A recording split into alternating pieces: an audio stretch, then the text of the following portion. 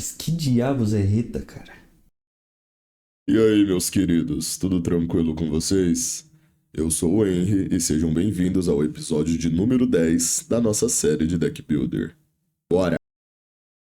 O método que eu utilizo para a nossa série segue a seguinte ordem. Eu inicio com o sorteio do comandante do valor total do deck, entre 50, 100 e 500 reais, excluindo o custo do comandante e dos terrenos básicos, utilizando o valor base da Liga Magic. Após os sorteios, eu escolho o estilo que o deck terá e crio uma estrutura organizacional dividida em algumas seções, e defino uma base prévia de quantidade de cartas para cada uma delas.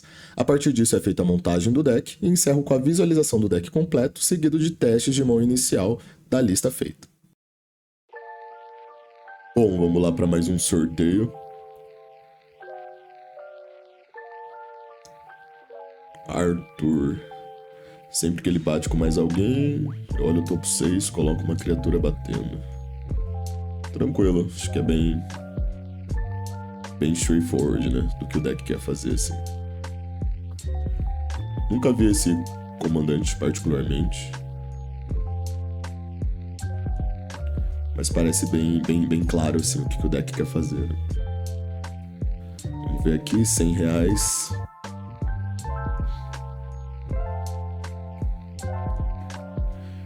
Então é um comandante custo 5, ele tem haste.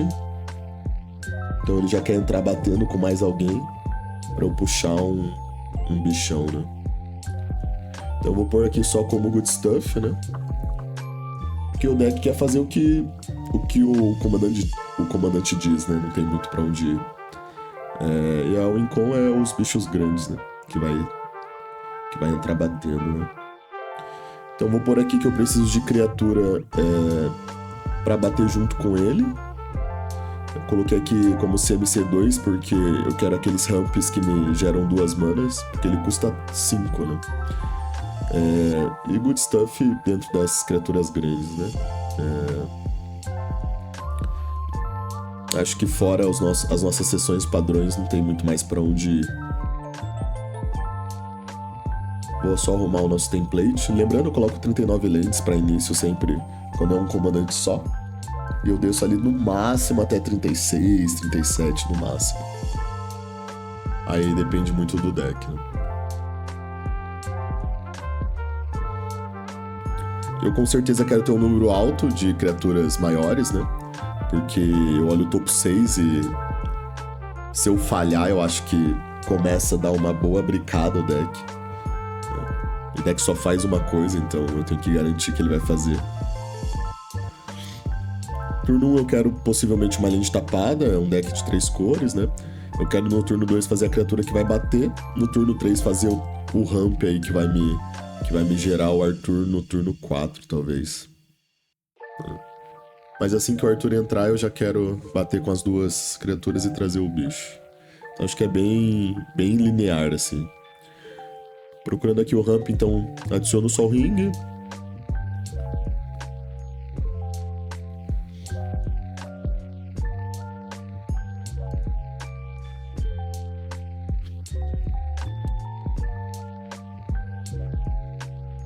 E dentro dessas cores, de novo, a gente quer ramp que me gere 2 manas, né, ou mais. Eu só gosto de usar as pedras que geram uma de custo 2 quando o meu comandante custa 3 ou 4. Senão eu acabo precisando sempre daquela linha de muito terreno básico na mão. Pelas cores dele, então é muito mais sobre os artefatos e a gente ir pro vermelho nos rituais. Então, tanto de gerar tesouro, enfim. Tem aquela clássica que eu gosto de gerar Eldrazi também.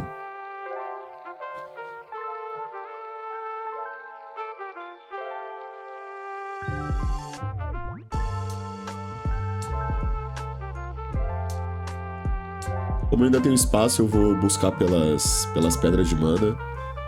Ali eu coloquei as cores erradas, mas na verdade não importa muito porque vai ser os artefatos.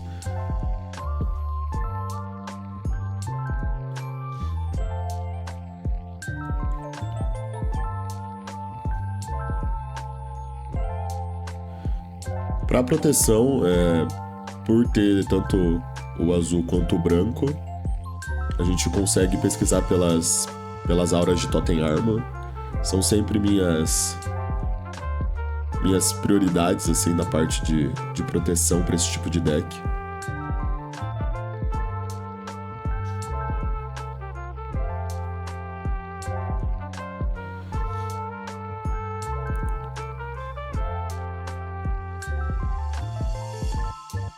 Aí busco também a ideia de Hexproof, busco Indestrutível, enfim, acho que dentro dessas duas cores. O vermelho a gente tem a ideia de trocar alvo como proteção, mas eu acho que pelo budget e tendo a opção de azul e branco não tem porquê.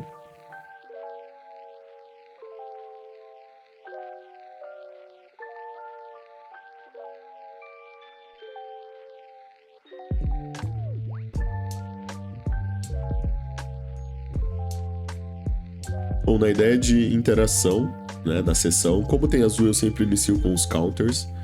A gente tem aquele package que eu gosto dos counters de custo 2 para counterar global, né? Pelo menos a minha filosofia pro mesão, vocês sabem, se não é um deck especializado em control, eu não gosto de pensar que eu vou ser um deck que vai counterar qualquer coisa. Eu prefiro priorizar a ideia de counterar mais as globais, que resetam o jogo, esse tipo de coisa. Aí dentro do vermelho e do branco a gente tem as removals, né? Principalmente para artefato, encantamento e exílio de criatura.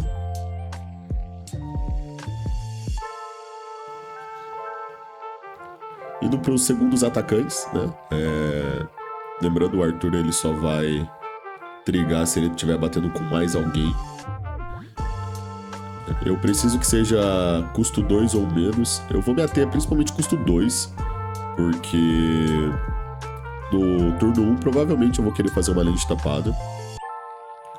E eu vou procurar criaturas que tenham algum segundo efeito pra mim, né? Então eu tô pesquisando algumas keywords ali, algumas ideias do que eu posso, ou de redundância, né? Ou a criatura que tem efeito quando ataca, enfim, quando dá dano de combate, alguma coisa assim. Porque eu tenho bastante opção, né? Eu só preciso que ela seja das cores e custo 2. Então eu não preciso pegar nenhuma vanilla ou algo assim, né? Eu posso aproveitar esse slot para colocar segundos efeitos, né? Que vão me ajudar aí, junto com o Arthur. Lembrando, ao final do vídeo eu sempre mostro o deck completo, então vai ficar melhor para ver quais eu escolhi. A gente passa para as criaturas maiores. Aqui não tem muito para um dia, a não ser pesquisar todas. Então eu coloco as cores, coloco só como criatura e vou por custo de mana, né? A partir daí ver literalmente todas as criaturas. Todas não, né? Até chegar uma hora que eu fecho ali o número de criaturas que eu julguei ser necessário. Indo agora para a seção do Good Stuff, normalmente eu dou uma prioridade para draw, né? Principalmente se o deck não tem nenhum tipo de draw até então. Mas aqui antes eu vou procurar algumas cartas que conseguem colocar a criatura no topo do deck em segundo ou terceiro, enfim. A ideia disso é porque o Arthur ele vai voltar a criatura pra mão no final do turno. Como é uma criatura muito grande, provavelmente eu não quero ter que castar ela a partir pelo menos no early mid game. Então se eu conseguir, antes da criatura voltar pra mão, eu colocar ela no deck, no topo do deck, ou pelo menos depois que ela voltar pra mão eu conseguir também colocar de volta, eu consigo garantir que eu vou trigar mais uma vez o Arthur no próximo turno. Então eu pesquisei alguns efeitos desse esquema pro deck. Pode ser meio contraditório, né? Porque eu coloquei bastante criatura grande, então eu não precisaria fazer isso. Mas eu gosto na ideia de que se eu... Obviamente vai ter criaturas melhores, né? Do que outras, então eu consegui garantir qual criatura eu vou hitar. Isso também acaba sendo bom pra mim. A ideia das lanes, pra gente fechar, eu gosto sempre de Rogue's Passage, quando eu quero hitar com o meu comandante. Lembro também das ideias de Hideaway, comba com esse deck, com o que ele quer fazer. Busco ali os portões, porque uma das nossas das nossas pedras de ramp, né? Uns artefatos que rampam é a que tutora portão. E como é 3 cores, faz sentido. Vou para aquele nosso padrão, as lands que checam 2 básicas, as que revelam básica da mão. Gosto muito desse combo porque é budget e eu acho bem o suficiente para consertar as cores. E daí busco o que o deck quer fazer, né? Busco ali algumas keywords específicas de haste, enfim.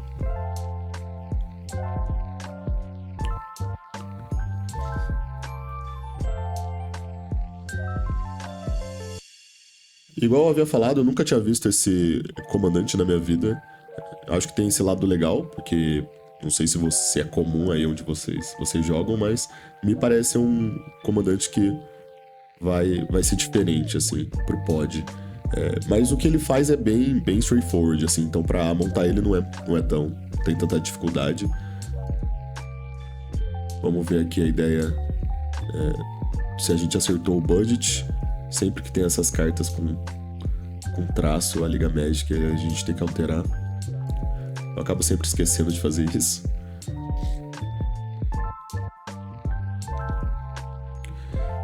Olha lá, acertamos de primeira. Não é muito comum, mas acho que esses budgets mais baratos eu tenho uma noção um pouco melhor. Então aqui na visualização completa, a gente começa com as criaturas maiores. Aqui a gente tem diversos efeitos do que elas fazem. Então vai ter criatura que vai me dar draw, vai ter criatura que é removal, vai ter criatura que é muito agro, né? Obviamente, aqui eu tentei mapear dentro de um bom senso do que faz sentido pro nosso budget. Então, acho que o Lamog é a única criatura um pouco mais cara, mas ao mesmo tempo eu acho que vale, principalmente pelo fato dele ser extremamente agro para um pod, às vezes de um valor menor de mesa, né? Eu pus ali o Iedaro, ali, a penúltima. Eu acho ele interessante porque é uma forma de eu conseguir voltar sempre ele pro deck depois que ele voltou pra minha mão com o Cycling. E dependendo da duração do jogo, o efeito dele até consegue ser ativado. Mas igual eu falei aqui, dentro dessas criaturas a gente tem diversas linhas, assim, o que eu acho legal porque deixa cada jogo diferente, né? A gente tem criaturas que vão controlar a board, que vão me dar valor, ou criaturas simplesmente agro, né? Aqui eu tenho as criaturas que vão bater junto com o Arthur. Também elas têm bastante variedade do que elas fazem. Então a gente tem criaturas que vão proteger, criaturas que vão me gerar valor de mesa. A gente tem alguns efeitos. Eu sempre gosto de quando o deck ele me possibilita isso, igual eu falei ali das criaturas grandes. Eu sinto que cada jogo vai ser diferente, cada jogo vai ter efeitos extremamente diferentes. Eu acho que os últimos decks aí que a gente teve no canal tende a ser Voltron, mais do mesmo, assim, né? Meio repetitivo os turnos. Eu acho que com um deck desse não, então achei legal. Nas Good Stuff eu coloquei basicamente todas as cartas com esse efeito, né? De voltar pra segunda ou terceira carta do topo. Lembrando, ela não pode voltar pro topo inicial, porque senão eu vou dar draw nela antes de eu dar o efeito do Arthur. Então a gente tem muito esses efeitos de Brainstorm. Eu não tenho Brainstorm, porque o budget eu acho que não ia passar bastante, mas é uma opção. Interação, a gente tem aquele nosso package dos counters de global, que eu gosto bastante, e algumas removals ali. Sempre tentando ter alternativa, né, para as removals. Na ideia de proteção, eu consegui fazer basicamente 4 Totem Armors. É meu tipo de proteção favorita, vocês já entenderam isso. E tem ali algumas ideias de Hexproof indestrutível. A ideia de rampar também, acho que para decks que tem essas cores e custo 5 ou mais, vocês já viram essas cartas aqui no canal. São as cartas que geram 2 manas, né, ao longo desses turnos, então eu acho que é o que faz sentido. É bom que também algumas já é um pseudo draw ali. Isso funciona também nas Good Stuff, então eu já consegui colocar draw no deck ali no meio desses efeitos, né. Para os terrenos a gente tem uma contagem padrão para básico. E como a gente viu ali na montagem, eu tenho os portões das cores, eu tenho as que revelam da mão o básico, as que checam para 2 básicas, tenho o Command Tower, Tenho a de Hideaway, eu acho que tanto a vermelha quanto a branca é fácil de você fazer nesse jogo. Enfim, todos os efeitos que o deck quer, a gente buscou junto ali durante o vídeo. Vamos para os testes aqui, então, de mão inicial. A gente tem 2 terrenos, a gente tem formas de rampar com o Rock, dependendo da mesa. Acho que dá para equipar. E aquele esquema, eu sempre equipo mão que eu precise comprar um terreno em 2 turnos, eu acho que é válido pelo número de terrenos que eu jogo. Que a gente conseguiu top DK um terreno que entrasse em pé. Então aqui eu iria seguir o ramp. Então eu fiz a criatura para bater com o Arthur. Fiz a ideia do ramp.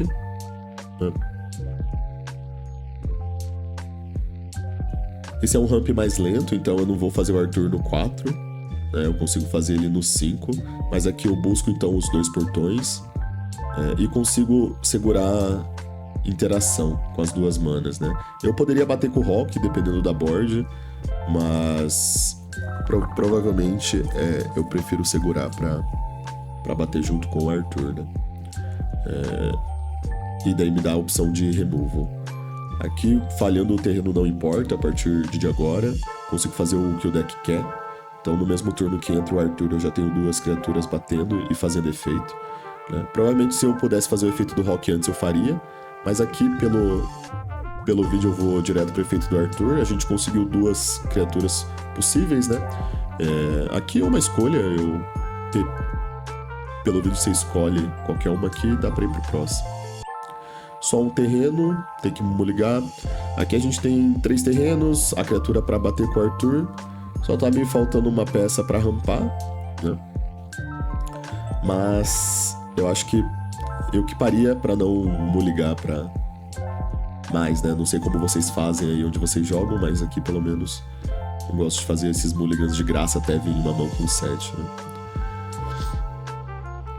Particularmente é um deck que ele tem um budget não muito alto, então eu não sei até que ponto o pod que vocês vão usar o deck seria muito agro, então não sei se é tão problemático assim pegar uma mão um pouco mais lenta. É uma mão padrão sem ramp, que eu vou fazer o Arthur no turno 5, principalmente porque eu não tô falhando, né? Aqui eu finjo que eu bato com essa criatura e dá errado, a gente não tem como saber, né? Turno 5 aqui eu conseguiria fazer o Arthur mais uma vez, batendo com uma criatura que já tá protegendo ele. Acho que o ponto principal nosso aqui é não falhar a criatura. Mais uma vez a gente conseguiu uma criatura boa pra pôr na board. E pro próximo turno a gente teria mais proteção pro Arthur. A gente não teria uma forma de garantir uma criatura, então a gente mais uma vez iria pro flip, né? De achar. Próxima mão. Tenho mana, tenho forma de fazer o Arthur, não tenho a criatura, né? A gente pode torcer pra achar aí uma criatura nesses próximos turnos pra bater junto com o Arthur, né?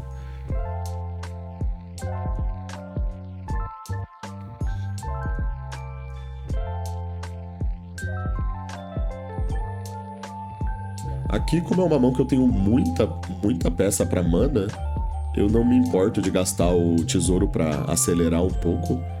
E principalmente por eu não ter a criatura pra bater junto com o Arthur, eu preciso estar bem no jogo de alguma forma, né?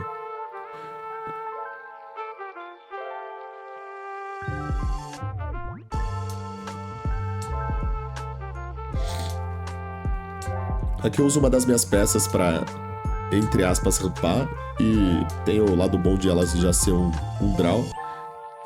Possivelmente eu estaria tentando achar uma criatura aí pra bater junto com o Arthur. Não achei. O lado bom de você rodar uma mão com bastante ramp num deck que tem criaturas grandes, por mais que você queira cheatar elas com o Arthur, nada impede de você simplesmente castar elas da mão. Então aqui é um exemplo que a gente consegue fazer isso, né? E essa é uma criatura ainda que consegue setar a próxima no efeito do Arthur, porque tem um efeito de Brainstorm no ETB. Então, legal a gente ver que Nem todo jogo vai seguir aquele padrão do que a gente quer, mas a gente tem outras opções de mão, né? Uma mão cheia de ramp e com uma criatura que eu consigo castar mesmo, né? Então aqui eu faria o efeito do Brainstorm e no próximo turno eu tenho garantido aí um hit do Arthur junto com a criatura que eu castei da mão. Então acho que o deck nos nossos 3 jogos fez o que quer fazer de uma maneira diferente, pelo menos nesse último, que é legal pra ver. E igual eu falei, o mid e late game do deck é forte porque você tem criatura grande pra castar todo turno, né? Bom, esse foi o Arthur, nosso Sturteliro aí, nosso ratinho. Diferente. E é sempre legal esses decks com bichão. E aí, curtiu? Eu espero que sim. Vê se não esquece de dar o like, seguir o canal e compartilhar com os amigos que também gostam do nosso querido Commander, ajudando a gente a seguir criando esse conteúdo para vocês.